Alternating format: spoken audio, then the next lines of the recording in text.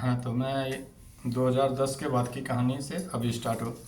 तो वो भी बहन के शौहर को मैं आज तक देखा नहीं हूँ। 2025 चल रहा है अभी। मैं जो शादी मेरे हिसाब से वो हुई, मेरे माँ के हिसाब से हुई, लेकिन डिमांड मैंने उसका पूरा किया सारा। ये चलो, वो भी हुआ। चौथे नंबर वाली रूम 2010 में। 2011 में उसी टाइम में एक पापा ने ज़मीन की बात किया। तो पापा को कुछ पैसे कम पड़ रहे थे, तो पापा बोले चलो है तो कुछ दे दो। यानी 5 कट्ठे का प्लॉट था, 2 कट्ठे तक का पैसा मैं दिया। बहुत खुश थे पापा कि हाँ चलो लड़के ने दिया है, बड़ा लड़का मेरे हिसाब से बहुत अच्छा कर रहा है। चश्मा लाइन में मैं यहाँ काम कर रहा था सऊदी में। खैर, जो भी कमाया परिवार के लिए बहुत कुछ करता रहा। 2011-12 के शुरू में मैं चला गया यहाँ से फाइनल। फिर 2012 में मेरी नवंबर में शादी हुई।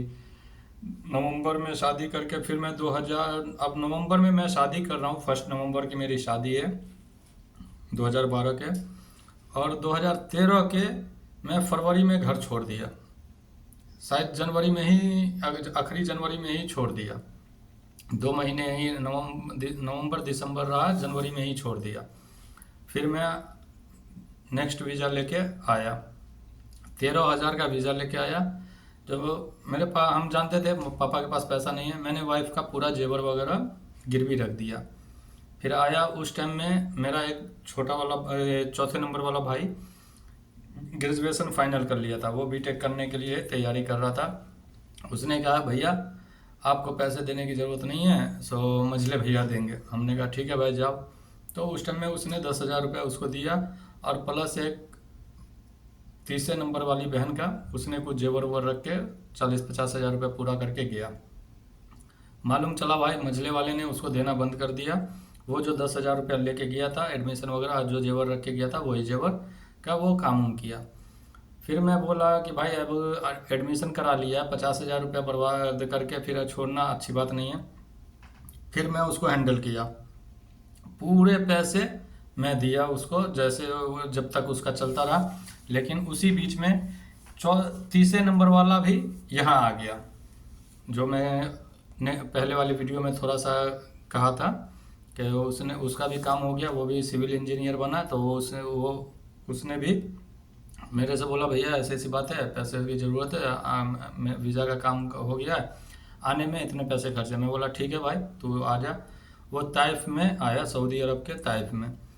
उसी टाइम में कुछ यहाँ के कानून चेंज हुए तो कंपनी का काम थोड़ा ढीला हो गया।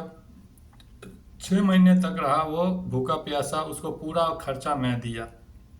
यहाँ जो 6 महीने वो फंसा रहा, उसी बीच में मैं घर गया। उसको ज़रूरत पड़ता था डॉलर का, रिचार्ज का, मोबाइल का, सब कुछ उसको मैं गांव रह के भी उसका पूरा किया। वो सब वो याद है। अब वो जब वो उसको पूरा किया, मैं वो उसको सब्र देता रहा कि मैं आने दे मेरे को, मैं आया हूँ छुट्टी में, मैं आ जाएगा 4 महीने के अंदर, तो फिर मैं तेरा कोई ना कोई रास्ता लगा देगा। जब मैं आया, आने के साथ ही मैं तैफ गया, उसको मिला जुला, बात किया, लेके आया उसके कफिल से बात किया, लेके आया एक जगह, वो काम पे लग गया वो अपने लाइन के हिसाब से, लेकिन तनख्वाह शुरू में कम दिया।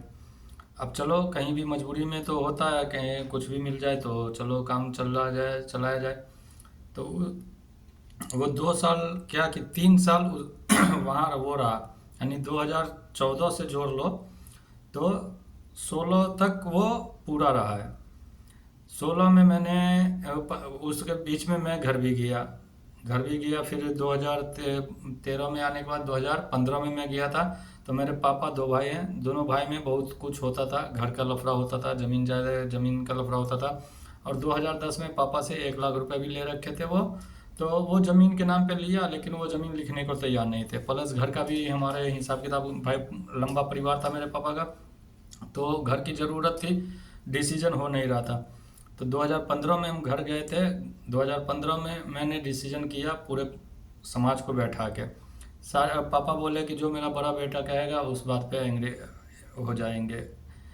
तो ये इस तरह से चलता रहा। सारा डिसीजन समाज के कहने के मुताबिक, कुछ पापा का नुकसान ही था, लेकिन हम कह रहे थे पापा को तो वो मान जाते थे, डिसीजन हो गया। फिर 2015 में हम आए, वो ज़मीन का भी डिसीजन हो गया। जो ज़मीन का वो पैसा लिया मेरे पापा का भाई, नाम भी लेना नहीं चाहता हूँ मैं, क्योंकि पापा हमारे तो गुजर गए। लेकिन वैसे आदमी का नाम क्या लेना जो मरने के बाद याद आए। वही मैं अपने अपने भाइयों के साथ भी वही मैं करेगा।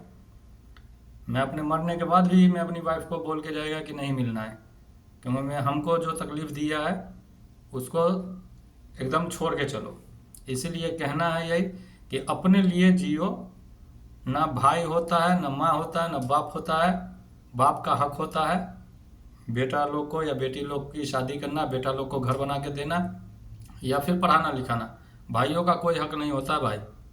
अब चाहे जिसको बुरा लगे वो भाई साइड ना देखे वीडियो, और जो झेला है वो अपने दिल का भड़ास तो निकालेगा। फिर मैं नेक्स्ट वीडियो में आपको पूरा थोड़ा वीडियो बना के मैं डालेगा, आप पूरा देखना।